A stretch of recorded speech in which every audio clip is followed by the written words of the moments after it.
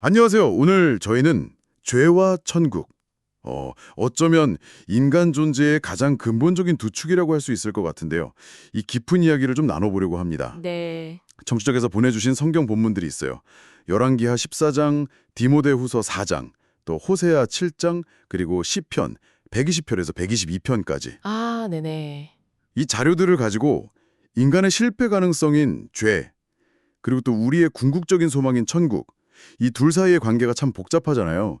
이걸 좀 탐구해 보는 게 오늘 목표입니다. 네, 이게 본문 조합이 상당히 흥미롭습니다. 그렇죠. 각기 다른 시대, 다른 저자, 상황도 다 다른데, 놀랍게도 인간의 연약함이라든지 하나님의 개입, 그리고 궁극적인 희망, 이런 실타래가 쭉 관통하고 있더라고요. 아, 마치 별자리처럼요. 흩어져 있지만 하나의 이야기를 만드는. 네, 맞아요. 그래서 이 본문들을 통해서 죄와 구원, 그리고 그 사이를 걷는 우리 여정에 대해서 좀 입체적인 그림을 그려볼 수 있지 않을까, 네, 그렇게 기대합니다. 좋습니다. 그럼 첫 번째 퍼즐 조각부터 맞춰볼까요? 열왕기하 14장, 남유다 왕 아마샤 이야기입니다. 네, 아마샤. 시작은 그래도 꽤 괜찮았다고 평가받잖아요. 여호와 보시기에 정직히 행하였다. 이런 기록이 있으니까요. 그렇죠. 시작은 그랬죠. 그런데 결국에는 비극으로 끝나요. 이 반전이랄까? 어디서부터 좀 잘못된 걸까요?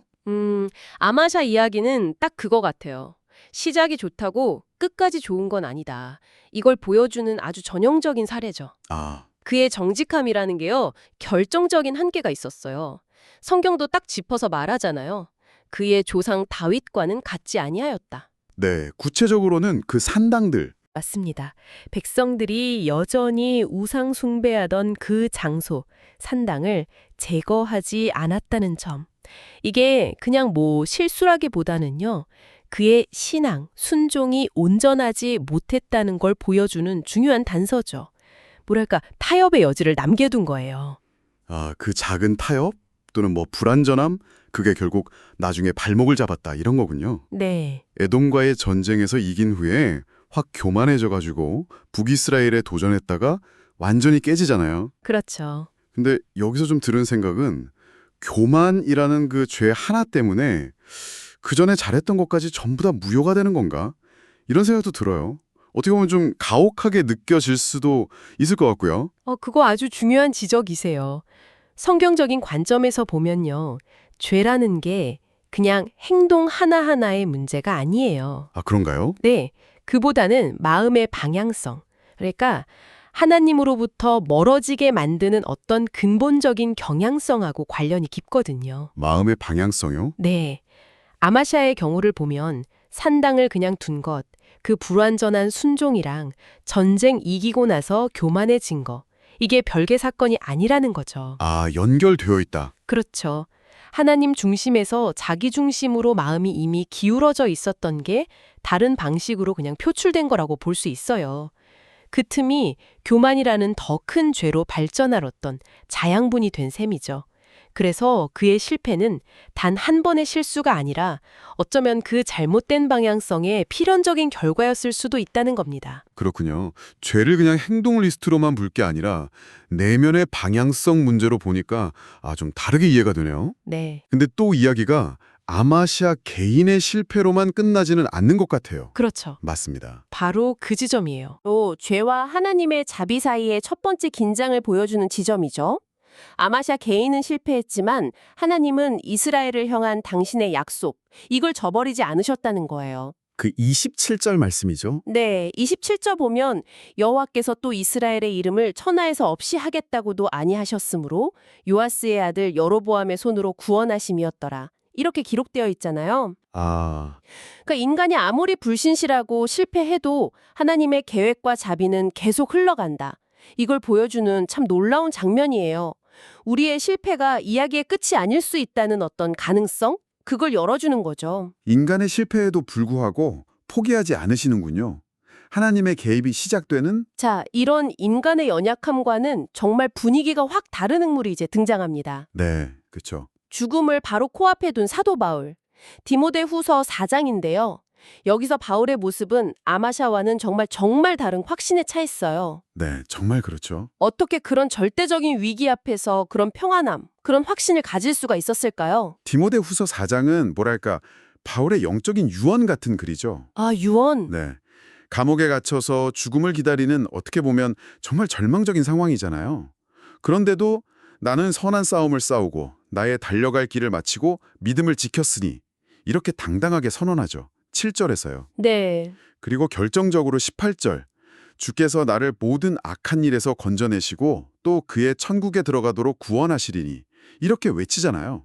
이 확신 정말 대단한 거죠. 정말 대단하네요. 그런데 바울도 자기 스스로 완벽하다고 생각하지는 않았을 거 아니에요? 서신서 여러 곳에서 자신의 연약함, 죄와의 싸움 이런 걸 고백하는데 네, 맞아요. 그렇다면 이 엄청난 확신은 도대체 어디서 나오는 걸까요? 내가 이만큼 잘 싸웠으니 천국 갈 자격이 있다. 이런 식의 자기의. 이건 아닌 것 같은데요. 바로 그 지점이 핵심입니다. 바울의 확신은요, 자기 업적이나 도덕적인 완결성, 여기에 근거한 게 전혀 아니었어요. 아, 그는 자기 구원이 전적으로 주께서 하시는 일이라는 걸 너무나 분명히 알고 있었던 거죠. 주께서. 네. 주께서 나를 건져내시고 주께서 나를 천국에 들어가도록 구원하신다. 이 고백처럼요.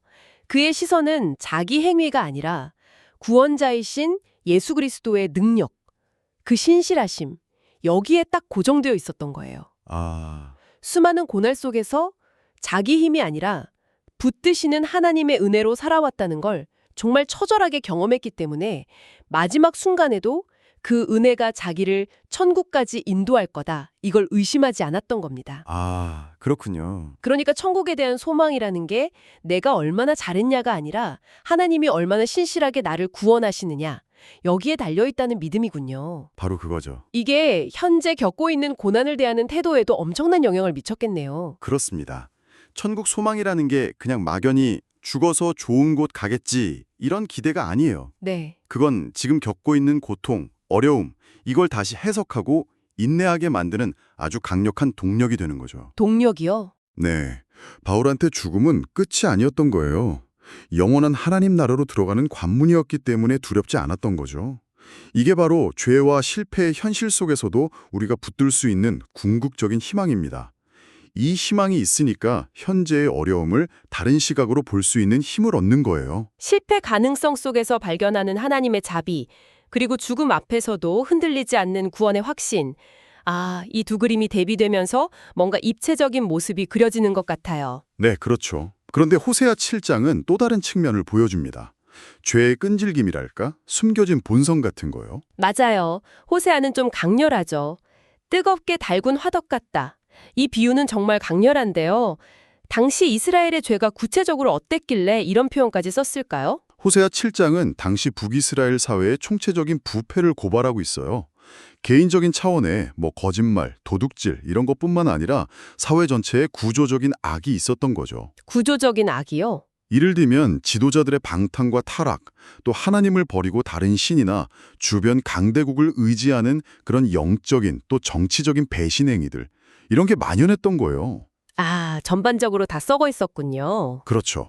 밝아진 화덕이라는 비유는 죄악이 마치 꺼지지 않는 불처럼 그 사람들 속에서 계속 타오르고 있다는 거예요. 겉으로는 잠잠해 보여도 언제든 다시 확 폭발할 준비가 되어 있는 상태. 그걸 묘사하는 거죠. 아, 무섭네요. 빵 굽는 사람이 반죽만 딱 준비되면 언제든 빵을 구울 수 있듯이 죄 지을 기회만 생기면 그냥 바로 행동으로 옮기는 그런 상태를 꼬집는 겁니다. 그런데 사람들은 보통 자기 죄를 좀 숨기려고 하잖아요. 이스라엘 백성들도 당연히 그랬을 텐데 호세아는 그게 불가능하다고 말하는 것 같아요.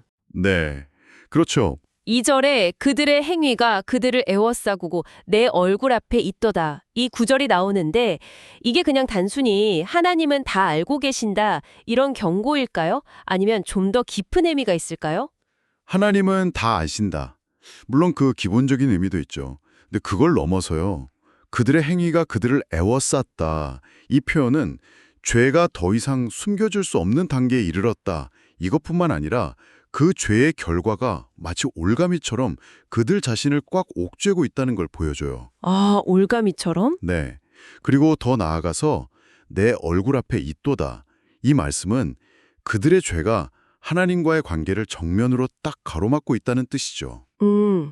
그런데 여기서 되게 흥미로운 점은 죄의 드러남이 꼭 심판만을 의미하지는 않을 수도 있다는 해석이에요. 드러나는 게 심판이 아닐 수도 있다고요? 네.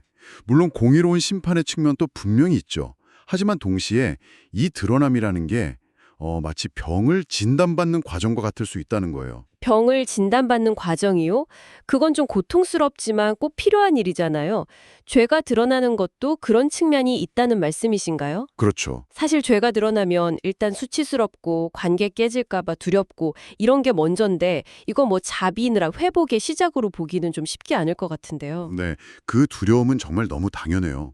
그런데 한번 생각해 보면 숨겨진 암이 몸을 망가뜨리잖아요. 그것처럼 숨겨진 죄는 영혼을 병들게 하거든요. 아, 고통스럽더라도 암이 진단되어야 치료를 시작할 수 있는 것처럼 죄가 드러나고 인식될 때 비로소 회개하고 변화할 수 있는 가능성이 열리는 거죠. 그렇군요. 그런 의미에서 죄의 폭로가 당장은 고통스러울지 몰라도 우리를 더 깊은 파멸에서 건져내시려는 하나님의 어쩌면 자비로운 개입일 수 있다는 겁니다. 물론 그 과정에서 오는 현실적인 어려움, 아픔, 분변이 있죠. 하지만 진짜 치유, 그리고 천국을 향한 여정을 위해서는 이 정직한 마주함이 필수적이다. 이걸 호세아서가 역설적으로 보여주는 거예요. 우리 안에 그 뜨거운 화덕을 외면하지 말라. 이런 강력한 메시지죠. 듣고 보니 그러네요. 아, 회피하고 싶은 진실인데 그걸 마주할 용기가 필요하다는 거군요. 이 모든 과정, 그러니까 실패하고 회복하고 죄와 싸우고 희망을 붙들고 이게 결코 쉬운 여정은 아닐 텐데요. 네, 절대 아니죠. 마지막으로 살펴볼 시편 120편에서 122편은 바로 이 여정 자체에 좀 초점을 맞추는 것 같아요. 성전에 올라가는 노래라는 부제가 붙어 있잖아요. 네, 성전에 올라가는 노래. 순례자들의 노래라는데 어떤 심정이 담겨 있을까요? 이 시편들은 말 그대로 예루살렘 성전을 향해서 순례의 길을 떠나는 사람들이 부른 노래죠. 시작인 120편을 보면요. 순례자가 자기가 처한 현실을 토로해요. 거짓말, 다툼이 가득한 세상. 매색과 계달의 장막이라고 표현하는데 그런 곳에서 살아가면서 겪는 고통, 환란, 이걸 이야기하거든요. 아, 시작부터 쉽지 않네요. 그렇죠. 그러니까 죄 많은 세상 속에서 신앙인으로 살아가는 것 자체가 하나의 영적인 전투고 고된 여정이다. 이걸 솔직하게 인정하면서 시작하는 거예요. 어떻게 보면 좀 절망적인 현실 인식이죠. 그런 고통스러운 현실 속에서 순례자는 그럼 어디서 힘을 얻나요? 그냥 주저앉아 버릴 수도 있을 텐데. 바로 그 지점에서 신앙의 역설이 드러나요. 121편에서 시인이 내가 산을 향하여 눈을 들리라. 나의 도움이 어디서 올까? 이렇게 스스로 묻잖아요. 네. 현실의 그 산더미 같은 문제들을 보면서 좀 무력감을 느끼는 것 같기도 한데 근데 바로 이어서 나의 도움은 천지를 지으신 여호와에게서로다 이렇게 선포하거든요. 아, 시선을 옮기는 거군요. 그렇죠. 시선을 문제 자체에서 그 문제보다 훨씬 크신 하나님께로 옮기는 거예요. 그리고 하나님께서는 졸지도 않으시고 주무시지도 않으시면서 나를 지키실 거다. 이 믿음을 고백하면서 앞으로 나아가는 거죠. 그 중에서도 특히 7절 말씀이 참 마음에 와닿아요. 여호와께서 너를 지켜 모든 환난을 면하게 하시며 또 내 영혼을 지키시리로다. 이 약속이요. 여기서 영혼을 지키신다는 게 구체적으로 어떤 의미일까요? 그냥 육체적인 보호랑은 좀 다른 차원인 것 같은데요.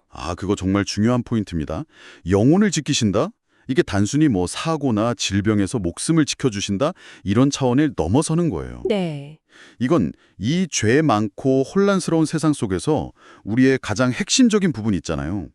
하나님을 향한 믿음, 천국에 대한 소망, 그리고 하나님과의 관계 그 자체, 이걸 안전하게 보호하신다는 약속이에요. 아, 관계 자체를요. 네, 세상의 그 거짓된 가치관이나 죄의 유혹, 아니면 정말 극심한 고난 속에서 우리가 영적으로 길을 잃거나 파손하지 않도록 하나님께서 우리의 중심을 꽉 붙잡아 주신다는 의미죠. 마치 험한 산길을 오르는 아이 손을 아버지가 꽉 잡아주는 것처럼 우리의 그 영적인 여정을 안전하게 인도하시겠다. 이런 의지의 표현이라고 할 수 있습니다. 아, 그 비유가 확 와닿네요. 어려움 자체가 사라지는 게 아니라 그 어려움 속에서도 길을 잃지 않도록 붙들어 주신다는 거군요. 그렇죠. 이게 바로 아마샤와는 다른 바울과 같은 그런 확신을 가능하게 하는 근거가 될 수도 있겠네요. 맞습니다. 이 영혼을 지키시는 하나님의 보호하심, 여기에 대한 신뢰가 있기 때문에 우리가 죄와 환난 속에서도 절망하지 않고 천국을 향한 발걸음을 계속 내디딜 수 있는 거예요. 네. 시편 122편에서 순례자가 마침내 예루살렘 성전에 도착해서 기쁨과 평화를 노래하잖아요. 이건 이 험난한 여정 끝에 도달할 영원한 안식, 즉 천국의 모습을 미리 보여주는 거라고 할 수 있죠.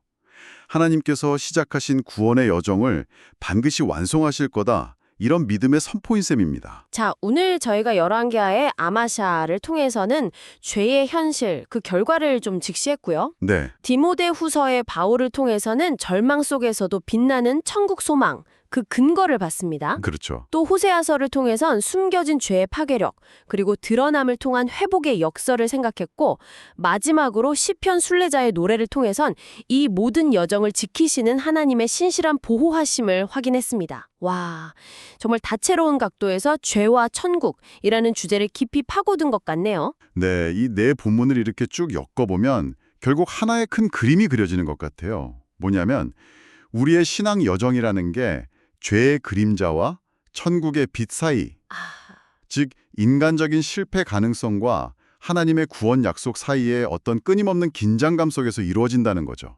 이게 뭐 평탄한 길은 아니고요. 그렇죠. 때로는 넘어지고 때로는 의심하지만 그럼에도 불구하고 하나님의 자비와 보호하심을 의지하면서 한 걸음씩 나아가는 것. 그게 순례의 길과 같다는 겁니다. 그렇다면 이 여정을 잘 걸어가기 위한 핵심은 뭘까요? 이 본문들이 공통적으로 가리키는 방향이 있다면요? 한 세 가지 정도로 요약해 볼 수 있지 않을까 싶어요. 첫째는 정직함입니다. 정직함. 네, 아마샤처럼 자기 기만에 빠지거나 호세아 시대 백성들처럼 죄를 숨기지 않는 거죠. 하나님 앞에서 내 연약함, 내 죄를 솔직하게 인정하는 용기. 이게 첫 번째고요. 네. 둘째는 믿음입니다. 바울처럼 내 공로나 자격이 아니라 오직 나를 구원하시는 하나님의 능력, 그 은혜의 근거에서 천국 소망을 확신하는 것. 네. 그리고 마지막 세 번째는 신뢰입니다. 시편 기다처럼 이 험난한 여정 속에서 내 영혼을 끝까지 지키시고 인도하실 거라는 그 하나님의 보호하심에 대한 깊은 의탁이죠. 아, 이 세 가지, 정직, 믿음, 신뢰, 이게 서로 잘 맞물려 돌아갈 때 우리가 죄의 무게에 짓눌리지 않고 천국을 향해서 꾸준히 나아갈 수 있지 않을까 싶습니다. 정직, 믿음, 신뢰. 아, 이 세 가지가 죄와 천국 사이의 그 긴장속을 항해하는 우리에게 꼭 필요한 어떤 나침반, 또 돛, 그리고 닻이 되어줄 수 있겠네요. 네, 그렇죠. 좋은 비유네요. 오늘 이 깊은 탐구 함께 해주셔서 정말 감사합니다. 네, 저도 즐거웠습니다. 자, 오늘 나눈 이야기들을 한번 떠올려 보셨으면 좋겠습니다. 당신의 삶에서 이 죄의 무게와 천국의 빛 사이의 줄다리기, 이걸 어떻게 경험하고 계신가요? 혹시 아마샤의 실패에서 당신의 모습을 보셨나요? 아니면 바울의 그 확신에 찬 고백에서 위로를 얻으셨습니까? 네, 혹은 숨겨진 죄에 대한 호세아의 경고가 마음에 좀 걸리시나요? 아니면 시편 기자의 노래처럼 하나님의 보호하심을 지금 간절히 구하고 계신가요? 이 질문들에 대한 답은 아마 각자 다 다를 겁니다.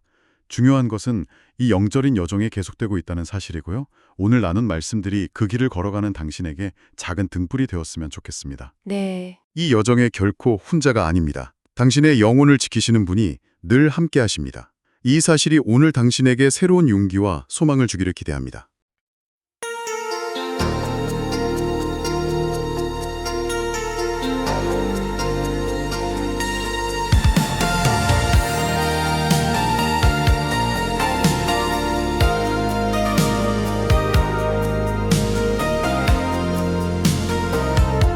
아마샤 왕의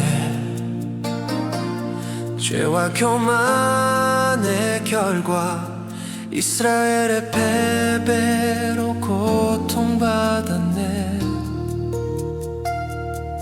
죄의 그림자 짙게 드리워도 주의 언약 자비는 변치 않네. 죄와 천국 극명한 두 길, 죄는 우리 삶을 파괴하지만 천국에 들어가도록 구원하시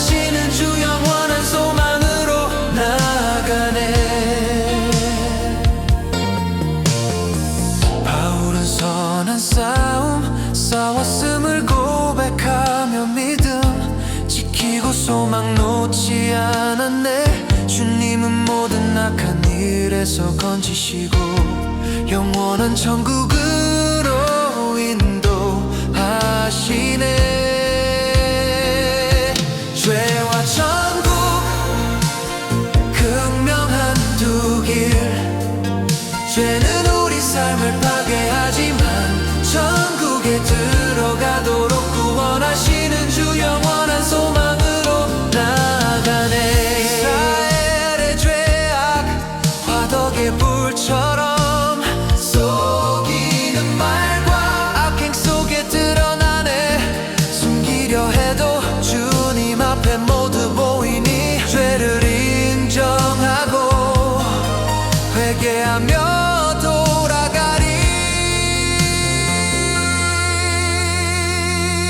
죄와 천국 극명한 두 길.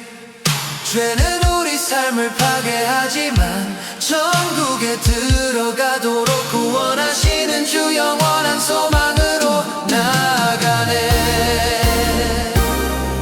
환난의 깊은 골짜기에서도 내 영혼을 지키시는 하나님의 자비. 예루살렘 평강의 성읍 향해 나아가니 천국의 소망 내 삶을